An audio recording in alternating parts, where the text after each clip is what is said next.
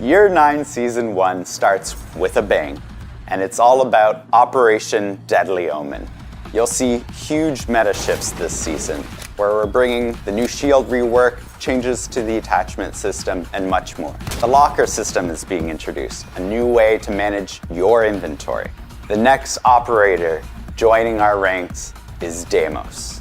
Now that he's captured by Team Rainbow, he won't be joining them, but he will be playable. On top of all of this, we're adding something special to the ranked rewards this season. A super rare headgear for those of you who can climb the ladder and show it off. Is ready for prime time. Game director Joshua Mills is here to present this huge change and talk about the new tactical possibilities of shields. So why are we changing the shields? The current state of the shields has something that I saw a comment for this and I thought it was perfect. It was headshot lottery. That's kind of what the hipfire sequence is, where it's just a random headshot can catch you and does not feel good, regardless of what side of the shield you're on. With this package, one of the big things was to make sure that every action a shield operator can have follows a very simple principle. Be defensive. If you want to be offensive, then you got to give something for that. This is the idea that reloading behind the shield is now safe. But if you want to go for the kill and you want to use your weapon, you have to open yourself up. You have to become vulnerable. It's reinforcing the fantasy of being the tank of your team. We want you to be able to be in that front line. We want you to be able to carve away the territory. And ultimately, we want you to feel powerful in the ballistic shields. So this is Fuse, Blitz, Montaigne when the shield is not extended. There's a bunch of new things that you can do. One, you can break through full health barricades. You have a melee pushback, and it does damage. You can reload behind your shield. Additionally, you can activate triggerable gadgets from behind the shield, as well as deploy your throwables. You will actually move the shield just a little bit to make sure that arm gets out there. Your head will always be protected. The free look. This is actually what's replacing the hipfire. This means that, as Monty, for example, you can approach a doorway and you can look to the left, look to the right, check if there's traps. But more importantly, if you're working as a team, you can hold your position while you feed that intel. A defender can light up that shield. This will actually stop a shield operator from sprinting. This is one of the key things you can do to start coordinating with your team or setting up for the flanks. With the new addition of the defensive melee, this allows our shield operators to get up close and personal.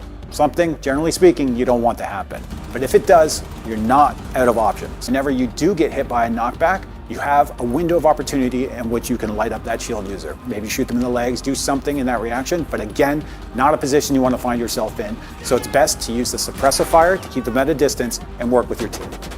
Updates targeting ranked mode and anti-cheat are on the way. And here to tell you more are associate producer Killian Callow and player protection and game security director Emmanuel Larive. Rank is our most competitive playlist, the place where you compete against other players based on your performance and skill level. The restrictions target two different groups, returning and new players. We know it's not a good experience to be with someone in a team who is not aware of the latest game updates. From now on, we will consider a player as inactive when that player hasn't played any regular PvP match for an entire season. When coming back, the inactive player will need to rediscover the game by winning 5 quick match or standard matches to unlock access to rank. The other restriction is regarding new players.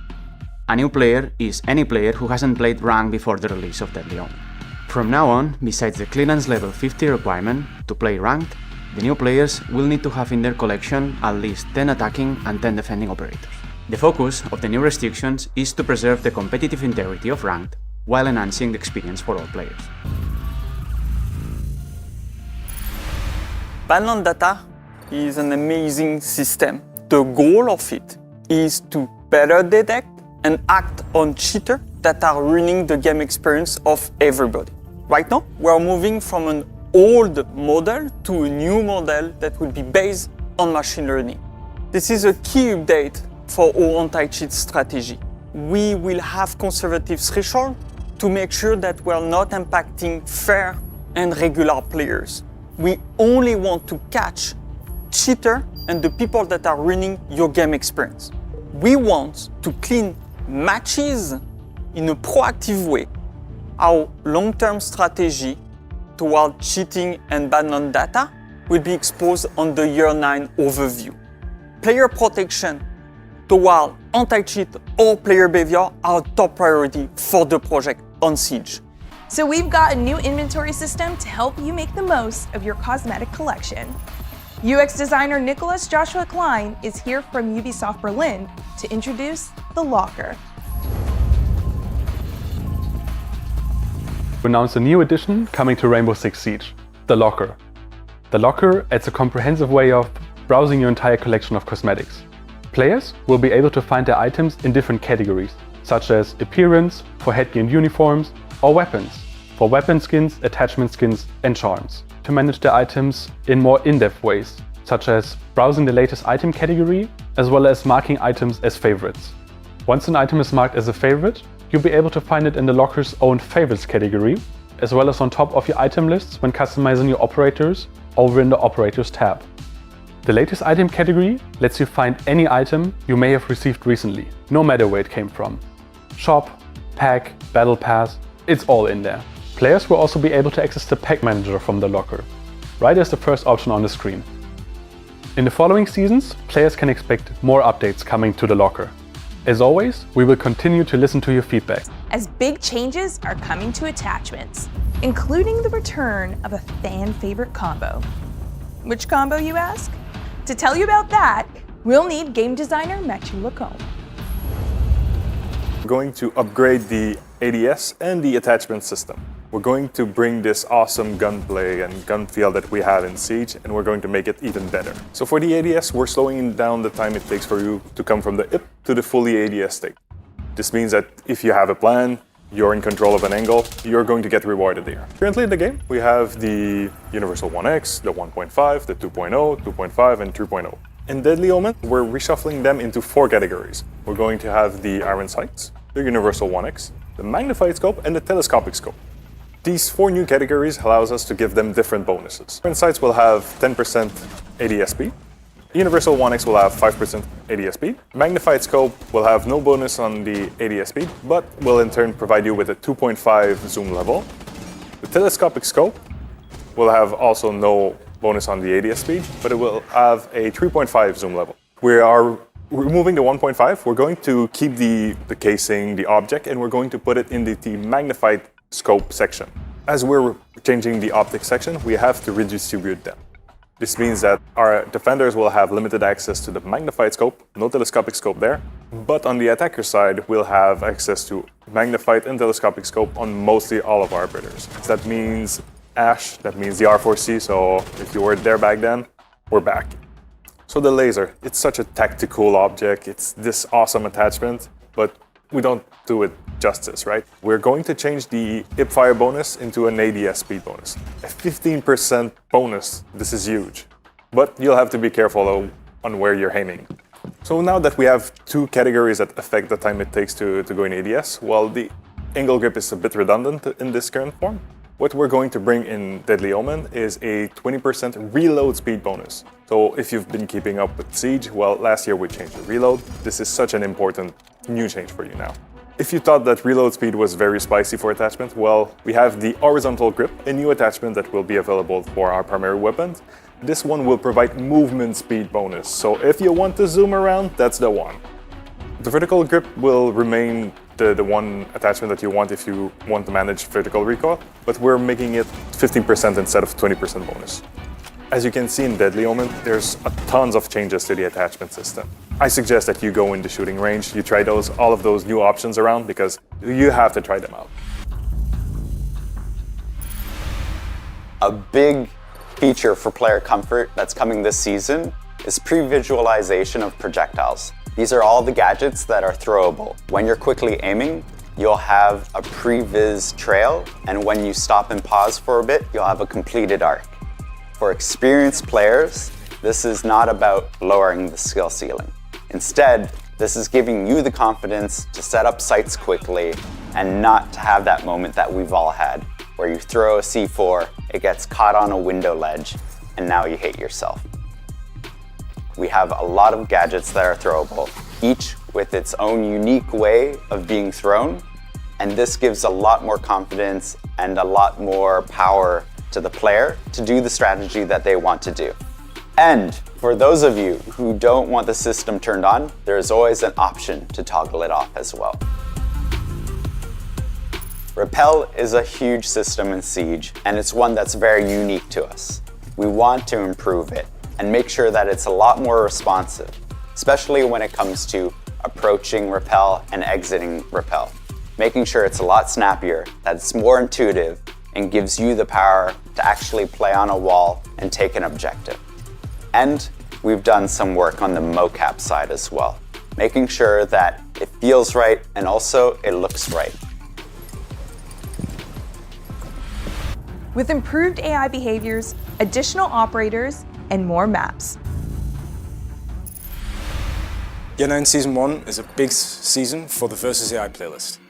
We're adding 5 new maps to the playlist, meaning players can play against the AI in Chalet, Cafe, Bank, Consulate, and Oregon. The Versus AI playlist was introduced last season with 1 map and 5 operators for the defenders to play as. This season, we're adding 5 new maps, and the AI will be able to play as 2 new operators, Melusi and Alibi. On top of that, we're adding 6 new operators that the players can play against the AI as. Players will be able to use Ash, Finker, Buck, Jackal, Lion, and Iana. Year 9 Season 1 isn't just about new content. The AI will be getting better and smarter. And, more importantly, they will be less easy to bait. We've analysed how they play against players and improved our models and our behaviours, so hopefully they will provide more of a challenge to our more experienced players. The Versus AI playlist is not the only feature that is getting a big content drop this season. The training playlist was introduced last season as Map Run.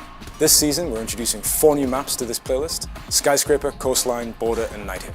We have big ambitions for both the Versus AI and the training playlist.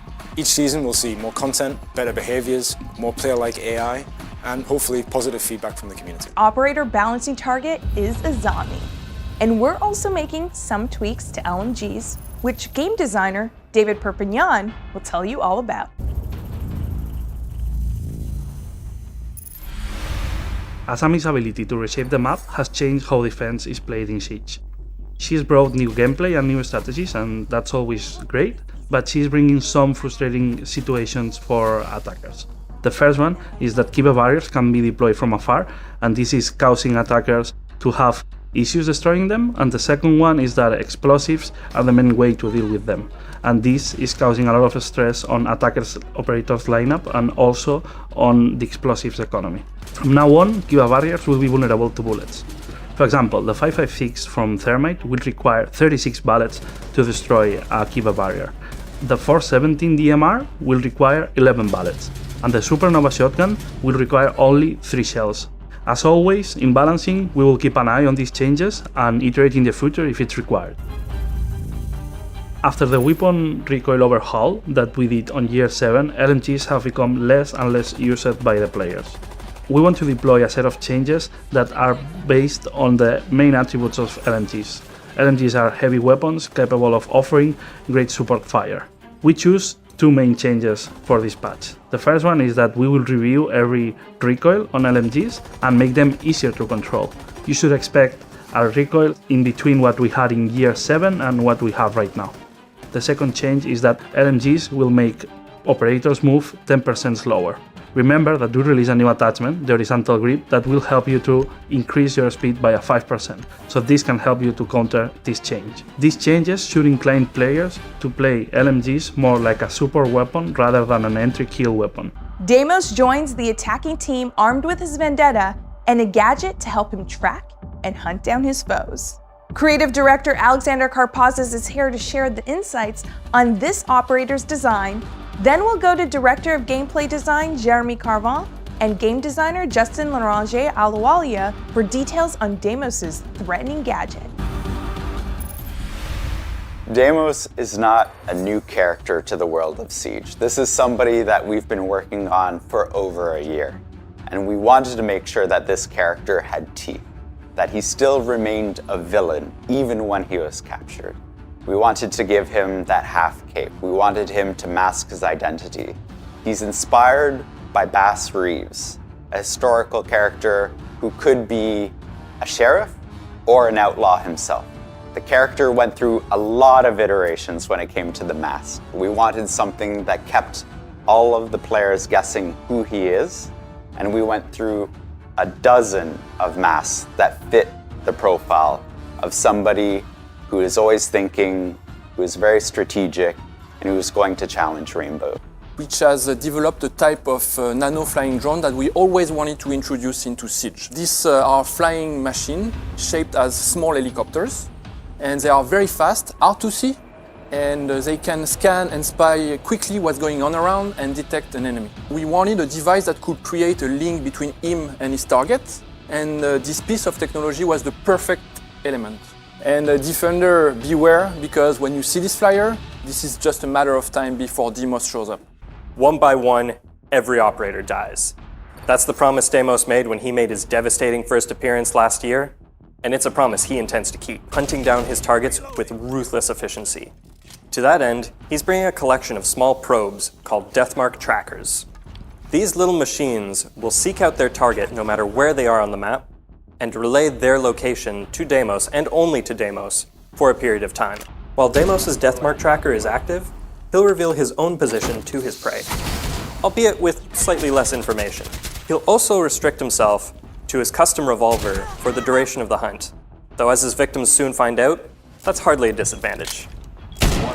One bites the dust. To use a Deathmark, Deimos first needs to identify a target. He can do this by having him or his allies scan enemies or their gadgets during the prep phase or action phase. Deimos can cycle through targets using the alternate ability mode input. Once Deimos has his target, he can use the ability button to toss up one of his Deathmarks and start the hunt. This will start the round with 0 Deathmarks, and then over the course of the round, he will accumulate more until he reaches his maximum of 3. Tracker will take a few seconds to find its target, during which everyone on both teams will be alerted, giving them a chance to prepare for the situation to come. Once the tracker has found its target, the hunt begins, and will continue until either the timer runs out, or Deimos or the target is dead. Doesn't like the matchup, he can cancel the ability at any time using the gadget button. The first option is the AK-74M. This is a decent assault rifle with a large magazine, for when all you need is to just rain down bullets on the enemy. Alternatively, he can bring the M590A1. This is the SAS shotgun of choice, and a personal favorite of mine. This gun is great for making rotates, or for a quick corner peek. The real prize, though, is the big iron on Deimos' hip, the 44 Vendetta. This brand new revolver is Deimos' signature weapon, and it's easy to see why. In the veteran's hands, it's a fast, accurate, and deadly machine of death. 2 shots from this gun is more than enough to kill anything that moves. And with its clean sights, high destruction, and high mobility, it'll make sure to take down anything in Deimos' path, or hard breach charges. Frags synergize great with his Deathmarks, allowing him to flush out enemies in entrenched positions. On the other hand, hard breach charges allow Deimos to bear down on a site once he's secured an area. 2 health, 2 speed operator. His balanced approach is made so that he can push aggressively on the enemy without having to worry about taking a stray bullet or 2. Also weaponize the intel that he provides. A coordinated team can use Deimos' exposed position either as bait or as a misdirect. Powerful, and very effective at hunting down single targets and taking them out. This can be a bit risky in solo play, but if you coordinate with your team and share that intel, you can get a lot of benefit out of it. We can think of operators like Ash, Zofia, Blitz, or Ying. They would all be perfect for that job. Deimos might be able to hunt down operators, but smart defenders will also protect themselves with traps and flanks. Operators who can anticipate or disable traps, like IQ or Thatcher, and flank watch operators, like Nomad and Gridlock, are great additions to make sure that Deimos doesn't have to worry about additional variables on his hunt. Deathmarks are small and fast, making it nearly impossible to avoid once they've found you. However, with the right tech, it is possible to hide from them or avoid them entirely. Gadgets that disable electronics, such as mutes jammers, two-browse Zoto canisters, can help mask an operator's presence, hiding them from a Deathmark tracker before they find them. If you're too late and already getting tracked, these devices can still help you, though they'll only last for the duration of the disabling effect. If the disabling ends before the Deathmark does, then it'll pick up right where it left off. Vigil is uniquely suited to dealing with Deimos. His ability to deny intel also applies to Deathmark trackers. Deimos is a terrifying operator. His ability to control the flow of battle means that nobody is safe. When Deimos is on the board, he's a problem, and he needs to be dealt with. Recently played an early hands-on session with Operation Deadly Omen. Please welcome Jinxie. Let's do it. This is a sick ass gun. When he's in the right hands, he could be a 10 out of 10 operator because it's gonna have that double ping effect, right? The other attackers don't have that ping. So if your communication stays good and Demos can actually call out where the roamers are, you can destroy roamers. And I can say his secondary was one of the most fun guns ever. Like I could make so many line of sights through like 3-4 walls, like long range. It was sick. Ace, baby, ace! Oh yeah, this op's insane. This op's insane. Key to Demos and what he promotes more than anything is communication and call outs. It's gonna teach players to actually roam with discipline because like recently the ranked meta, not Pro League, but the ranked meta is just everyone running around. So that operator would actually shift the meta.